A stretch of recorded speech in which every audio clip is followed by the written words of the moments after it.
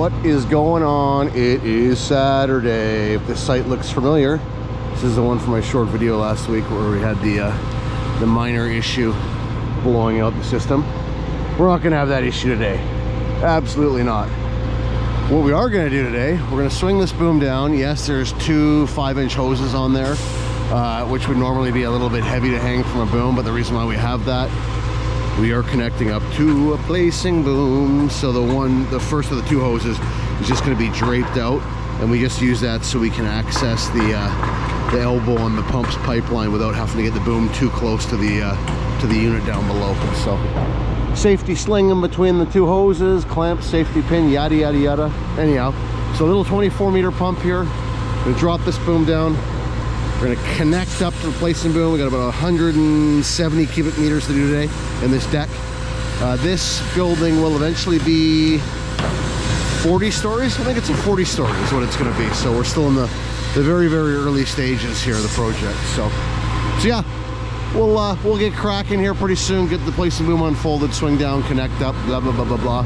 And we'll show you a little bit of the pour today. Maybe show the prime out, and we'll show you the blowout, and show you how to blow out without having issues blowing out like we had last time. So stay tuned, should be fun. All right, we're just gonna swing this over to Mike now, and Mike's down below. There was a fall protection harness in place up on the pedestal there, and he's gonna hook that elbow into the placing boom. Excuse me for a moment while I hold the camera in my mouth.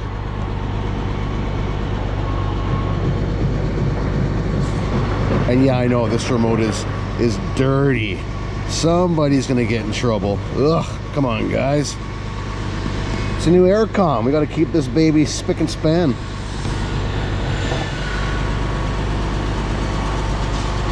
I was hoping to kind of keep out of a zigzag in this to break the fall of the concrete, but I don't think that's gonna work out here.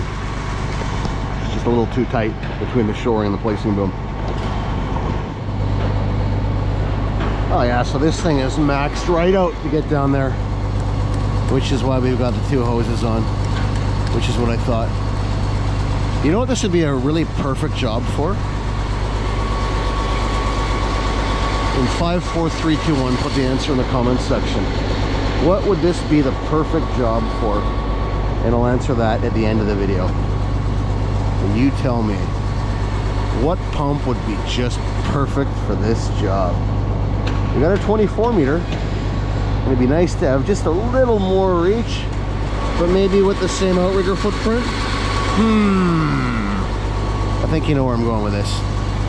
The regular followers of the channel, you guys all know. Chime in.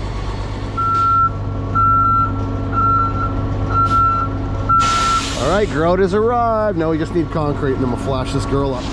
All right, grout, water, preload. Take it up about halfway up the cylinders, take a couple strokes and forward, and then we'll load the grout in here.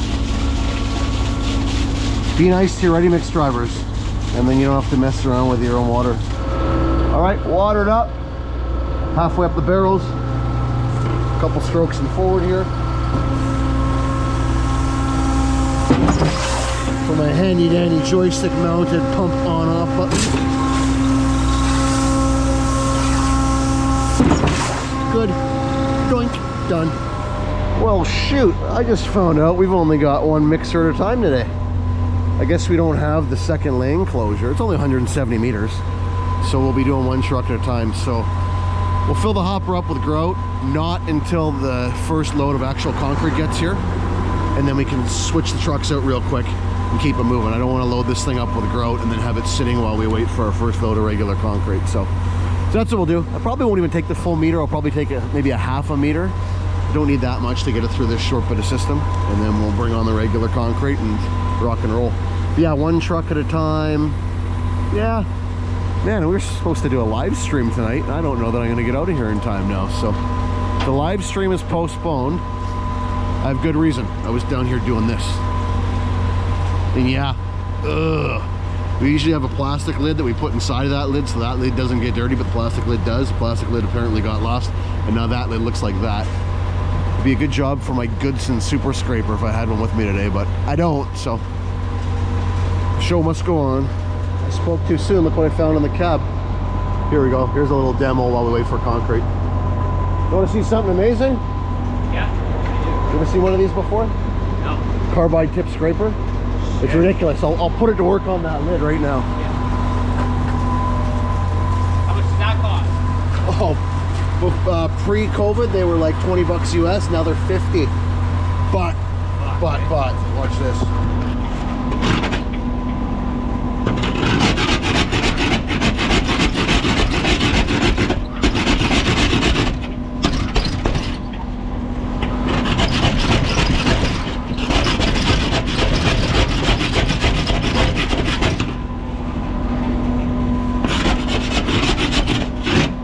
I'm only going to take like one full hopper. I'm not going to use it all. Less for them to get rid of. So here comes the grout. Oh, beautiful. Give you a nice full hopper.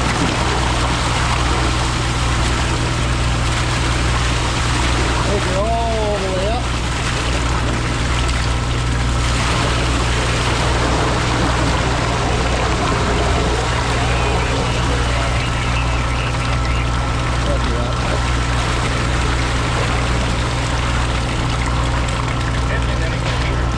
Take it right up to the drain.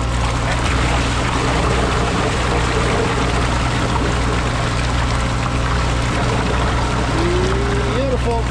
Okay. We want a little spray? Yep. Okay.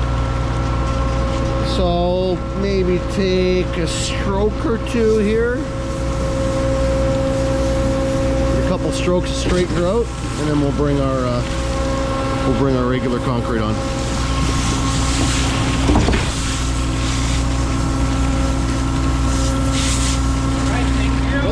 See you on the next one.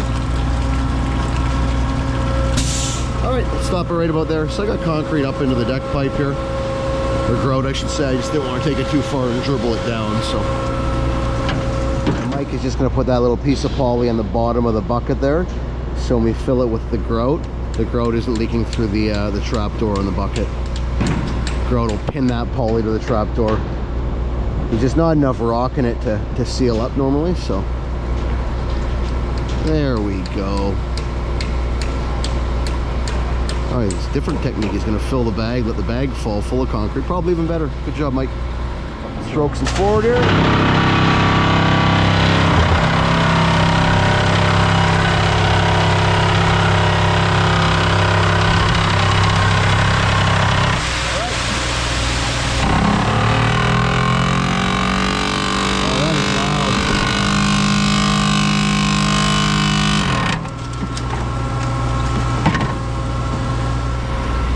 Okay, Mike, are you ready? Yep, pump on. Okay, here it comes. And away we go. Prime this through at a moderate pace, nothing crazy.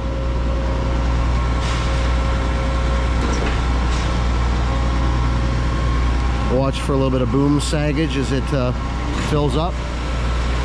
This little boom doesn't really move around too much, so might have to make a couple minor adjustments. But so that's now down into the turret of the placing boom. We're coming back up.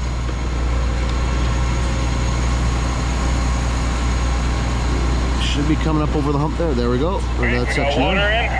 Oh, and we already got the water. Faster than I thought here. So we'll just keep going till we're into some decent concrete here. I didn't take all the grout because it's just less gross for us to have to get rid of if I don't use it all, and I don't need it all for this. So if you get grout in the deck, sometimes it can leave inconsistencies when they strip their tables, strip their decks. Okay, so we're only getting one truck at a time up here, but they apparently we've got like 4 all at once here, which is good. So we'll change them out as efficiently as we can here. So seeing as we're only getting 1 truck at a time to the pump here, I'm pumping it a little bit faster than I normally would. I'm typically a pretty slow pumper. I like to conserve fuel and I like to conserve equipment. I'll pump fast when need be, but most of the time I just I take it easy whenever possible. But that being said, the pressures this thing is pushing, it's incredible considering what a short run we have here. I'll walk over the gauge and show you, but keep in mind this pump The relief valve is set to max out at 200 bar because it's switched over to piston side on the hydraulics, and that limits us to 85 bar pump pressure so that we're safe to pump through the boom pipe, because boom pipe is only rated for 85 bar. 300 bar on piston side would be well in excess of what the boom pipe is rated for. So normally when it's not plumbed to piston side, 300 bar would be the limit. But the way we have it plumbed here, 200 is the limit.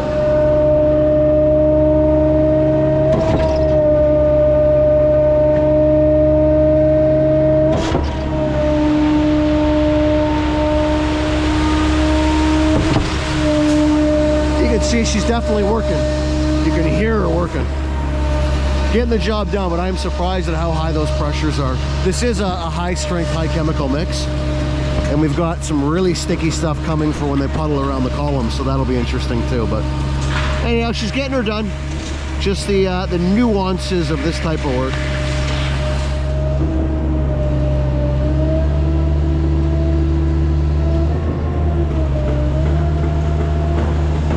Oh, she's working.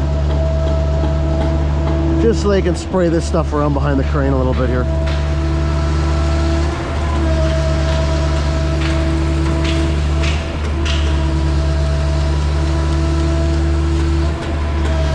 I'll slow it back down once they've sprayed that stuff in behind the shadow of that crane. Alrighty, you ready for something super cool? Here comes something super cool. Because of the boom position, the way it's feeding into that the placing boom, it's not moving at all. So I'm not needing to make any adjustments. So what I'm going to do here, this is the beauty of this aircom system. So we have our boom pump remote. We also have a line pump remote.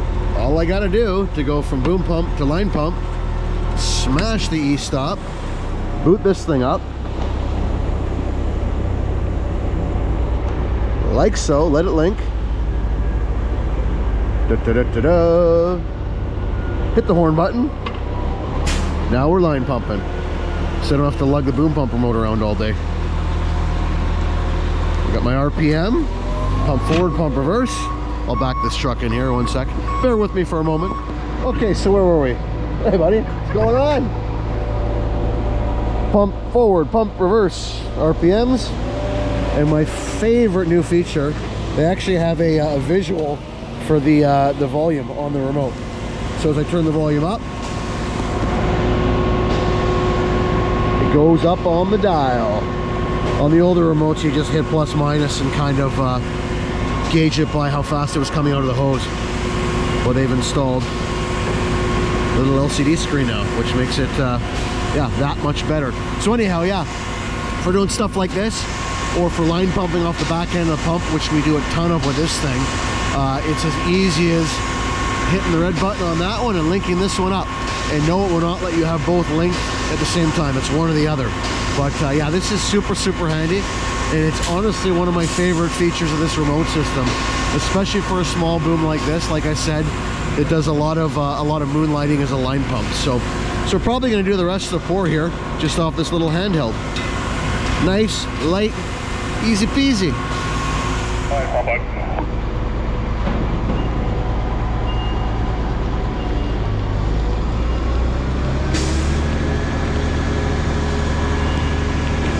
I always start off nice and slow till I get a flow going. Never ever restart the pump max right out, especially with a setup like this.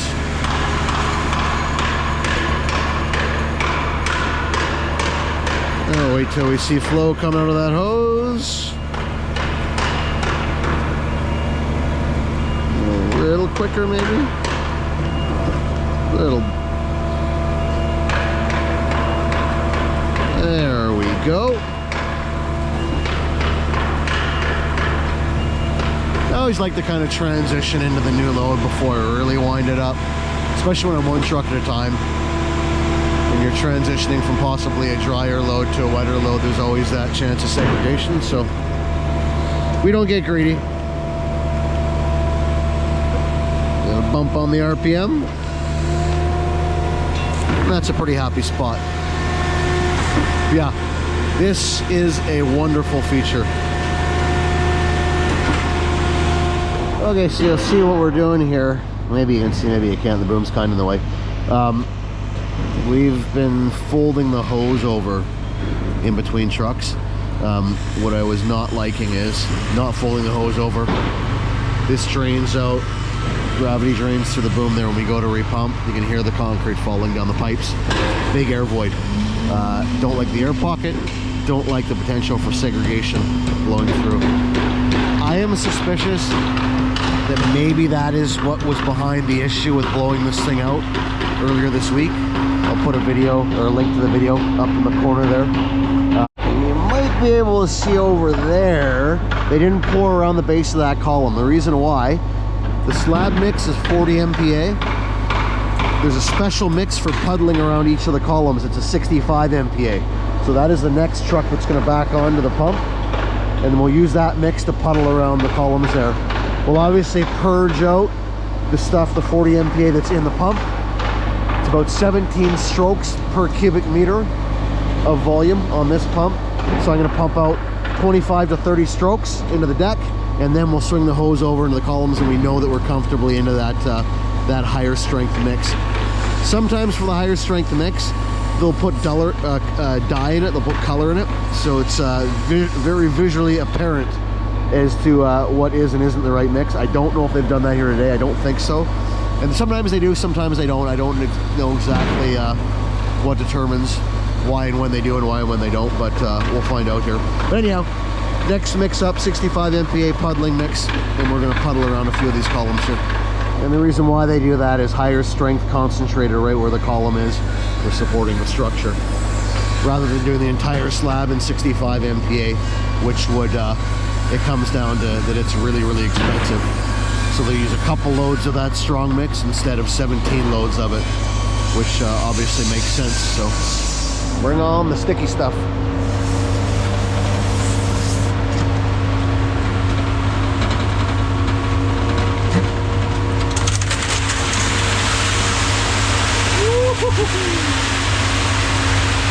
It's like a load of glue. So sticky. All right. Yeah, no doubt. Okay, Mike, it's to the pump. I'll take 25 strokes and we should be comfortably into the high MPa stuff. Okay, good for pump on? Pump on, here we go. 25 strokes and we're into the good stuff. And it's not colored, there's no dye in it or anything, so. And I won't change the volume. Watch what the pressure does here as we transition.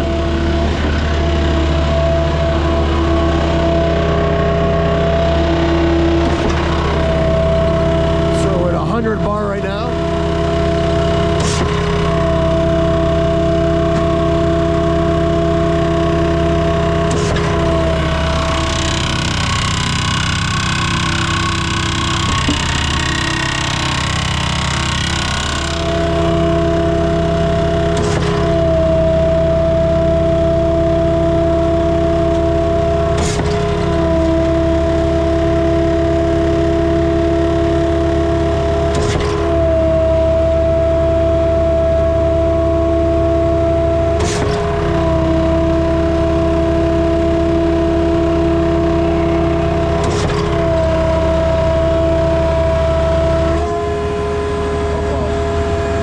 See that? We went from 100 bar up to about 180 just because of the mix. That's what the sticky stuff does. All right, so here we are comfortably into the high strength mix. You know, let's see, they're going to pour this around the base of that column there, and then they'll jump over and probably hit that column. And I'm assuming these couple guys as well. Then back to the regular mix, we'll fill some in, probably get another load of the high strength stuff, puddle it around the core, puddle it around a couple more columns, and so on and so forth.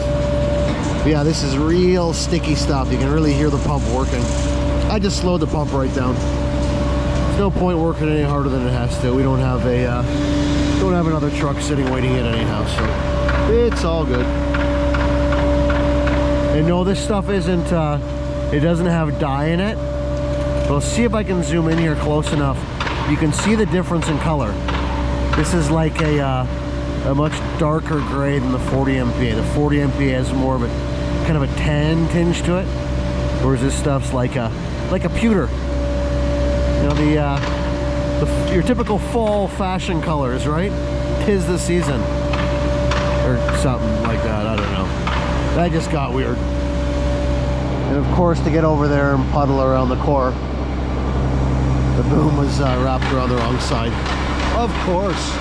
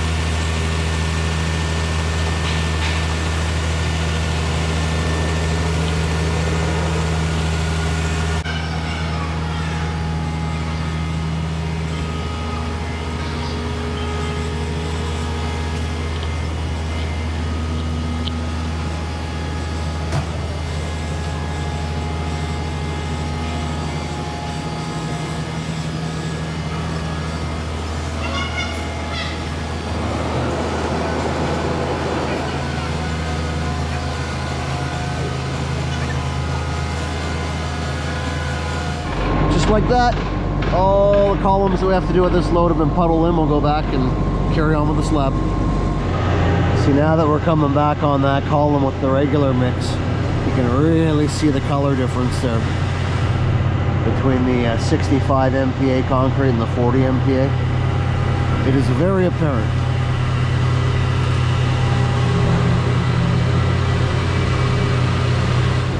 Alright, so we switched back to the boom pumper mode for a bit here because we had to maneuver a little bit just so the mic can get the placing boom in around the placing boom mast. They're going to have to push that hose around and work at a good bit to get in and around here.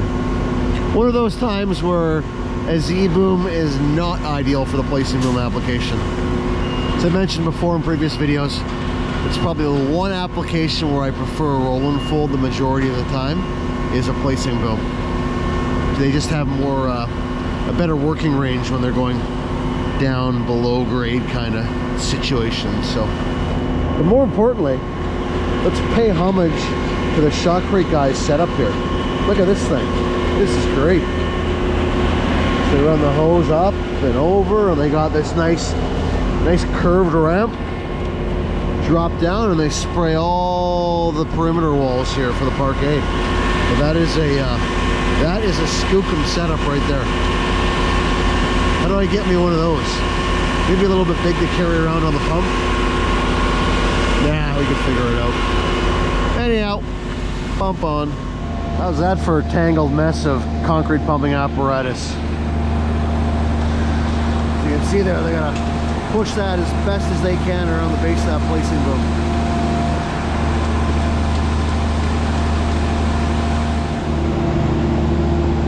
There we go, that's one way to get it there.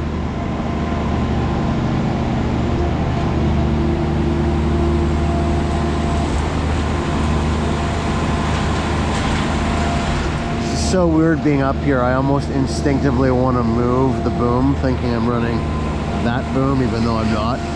It's just the weirdest feeling to try and get over. Oh, well, this sucks. These guys have been just crushing it with the service, with the concrete supply. I've just been informed there was a big accident on the one of the main arteries between the plant and our site here. So we got one more load on site, and then I think it's going to get spotty, to say the least, after that. So we're going to be back to just keeping the truck at the pump until we know the next guy is here. I don't want to burn a truck dry and be sitting here with a system full of concrete and not having any to push through every 10-15 minutes or so. So let's hope they get the accident cleared up, and more importantly, hope everybody's safe and nobody's seriously hurt, and yeah, carry on with our day. But we'll see how this goes. Okay, Mike, apparently there's a big accident on the second narrows, and the service is going to go for a poo-poo now. So I'm just going to pump half this load. I'll hold them at 5 meters, and we'll just do a meter every 15 minutes until another truck shows up.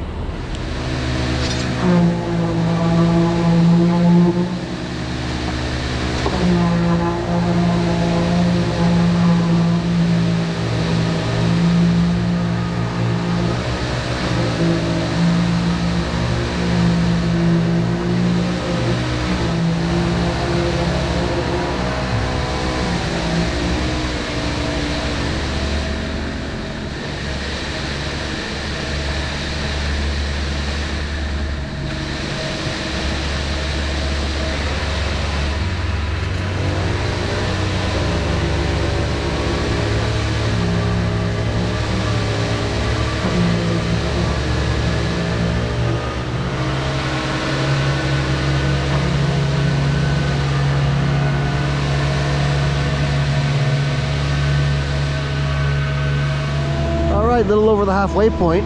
We actually didn't see much of a delay in service at all. Pump off. Pump off. We saw about a 5-minute delay max in service. So that traffic incident seemingly hasn't affected us. So a little over halfway here. So I'd say another 2-3 hours and we are done ski. And we actually got a plug right in the hose or reducer. And I believe it's just going from a dry load into a wet load here. Little segregation plug. Very, very rare with the 4-inch hose on in our mixes. Very rare. Especially with the double bars we run on the hopper. So I'm gonna say it's right at that taper. Mike will bring her down, give her a couple taps. Tap, tap, tap. And she should let go. This actually sounds like it's right in the hose there. Oh. Pump on. What do you see? Just a change from dry to wet? As we thought. Little segregation plug. No big whoop. Pump on. Let's start this slowly here. Right out, so pump on when you're ready.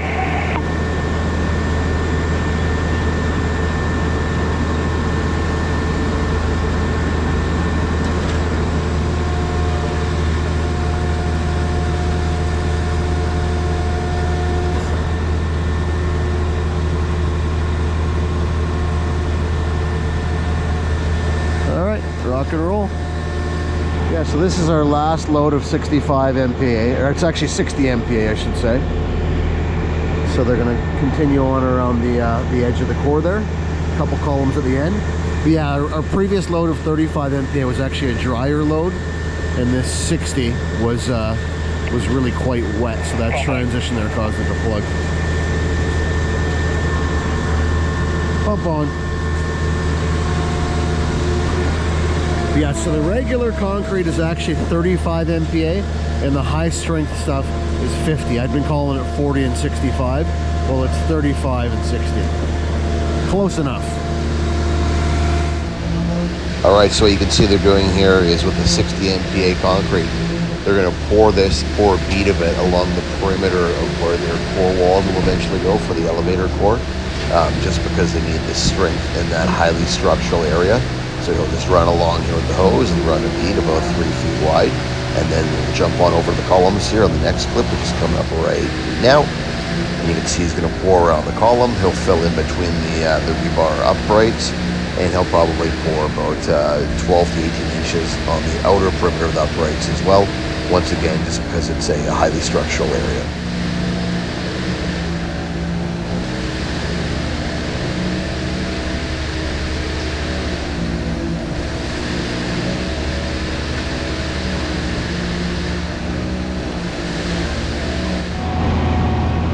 Last few loads here. We're making pretty good time. We'll check back in here when we're getting close to blowdown time. We'll go through the steps of the blowout procedure. Try and get some good footage of it too. We got the GoPro 360 Max out today, so we'll try and put that at the end of the boom and get some prime bird's eye footage of that sponge coming out the end of the boom. It's gonna be great. So we're gonna blow out here with this nice little 80 CFM compressor. It's perfect for doing this kind of stuff. And it's not super heavy. I think it weighs about 250 pounds, maybe 300.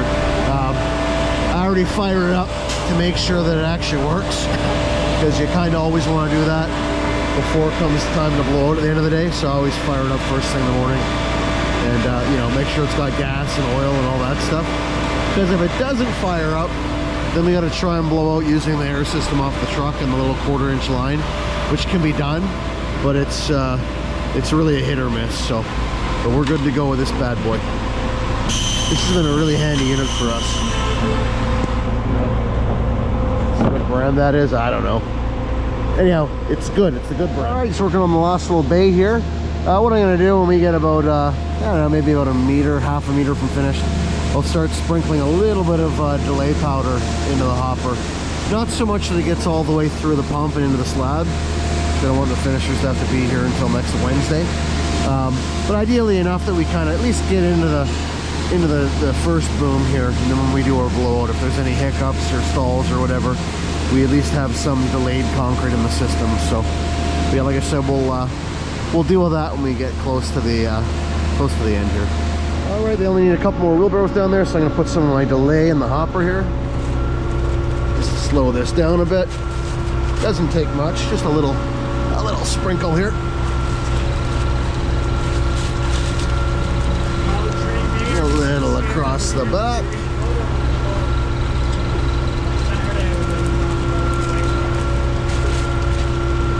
Something like that. We'll scrape our driver out, put our lid down, rock and roll. Perfect.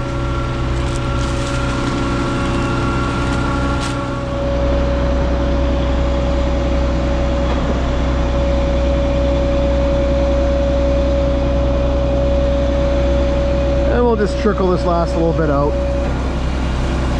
There's just enough in the hopper here that we won't be pulling air. Well, I kind of totally screwed up here. We cut the mixer off too early, and to get enough concrete to finish the slab, we had to pound some air through the boom here, which goes against pretty much everything I'm trying to achieve here today on the blowout. But that's okay. We'll swing over the bucket here. I'll do a whole pile of strokes in reverse to relieve any air that's trapped in the system here before we open that back end up. And then we'll carry on with our blowout procedure. Not the way I wanted to do it, but things aren't always perfect, as we know.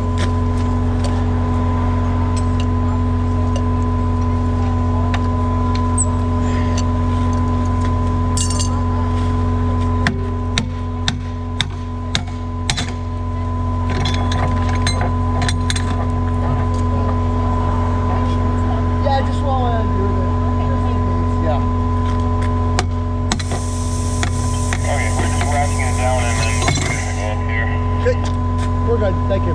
Yeah. Okay, let's be a couple seconds here. Just wanted to relieve that vacuum from those strokes I did in reverse. And just in case there's somehow positive air pressure trapped in there, let that bleed off.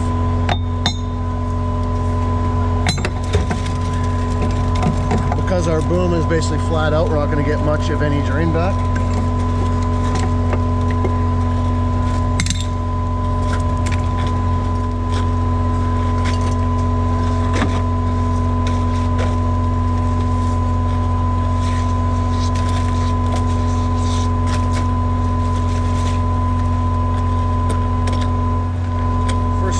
Sponge in a plastic bag so the air doesn't get past it and potentially push it back into the blowout cap.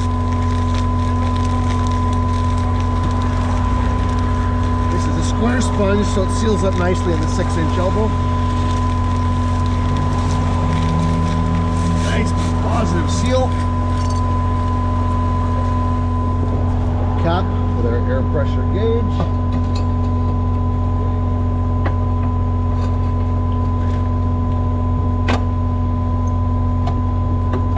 Never attempt this without an air pressure gauge on the cap.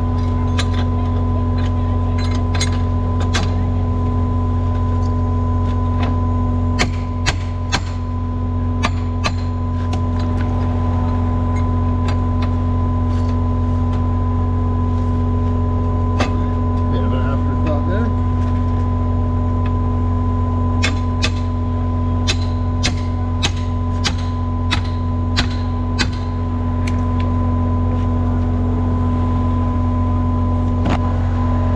Here we'll fire up our compressor.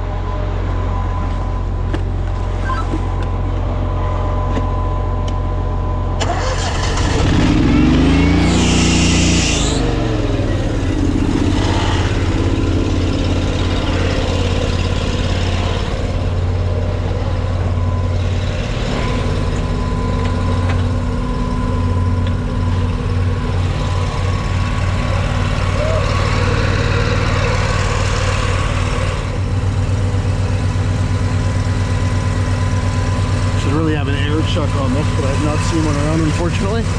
Okay. Okay, ready? GoPro right in view as well. Okay, I'm gonna turn the air on the compressor. Yeah, they're on. And I'm gonna cap now.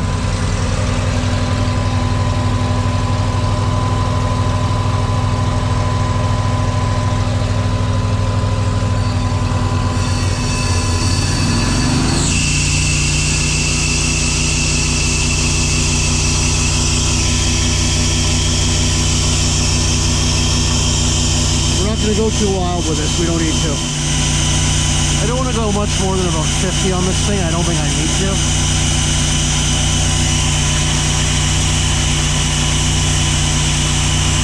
Mike, have you got movement down there at the end of the boom? Okay, I'm holding at 50 pounds here. Let me know when it starts coming fast and furious and I'll dump some air.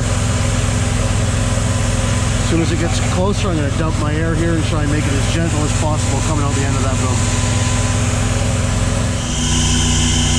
Okay, it's coming through here.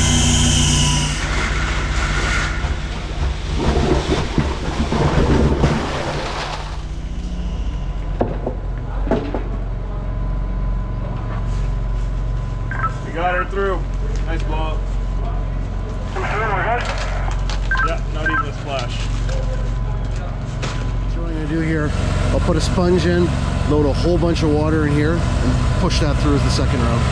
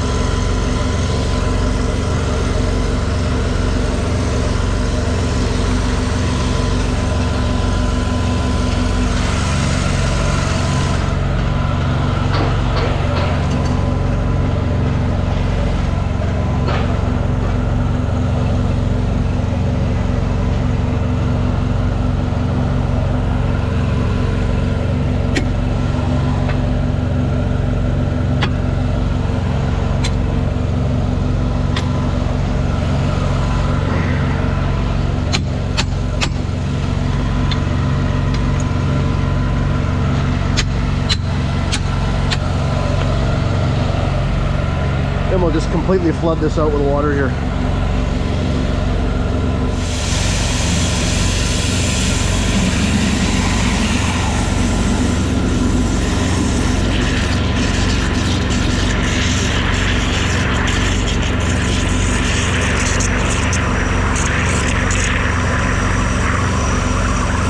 All right, we're good. Put our prime port cap back on.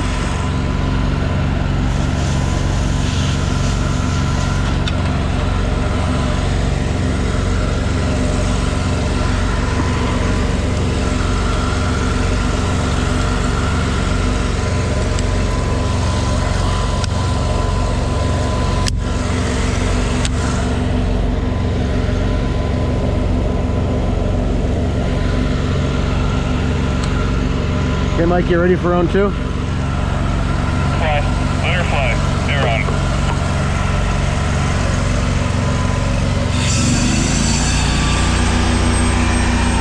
Air on.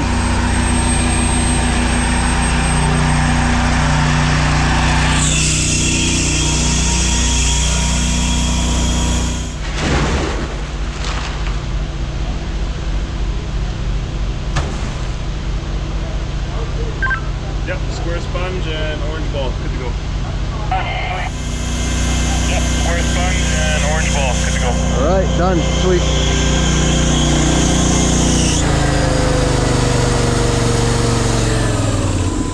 You push one more through or that fine? No, that's good for this amount of system. Done. All right, we're blown out. We'll check back in before we leave here. So with the blow cap, always an air pressure gauge.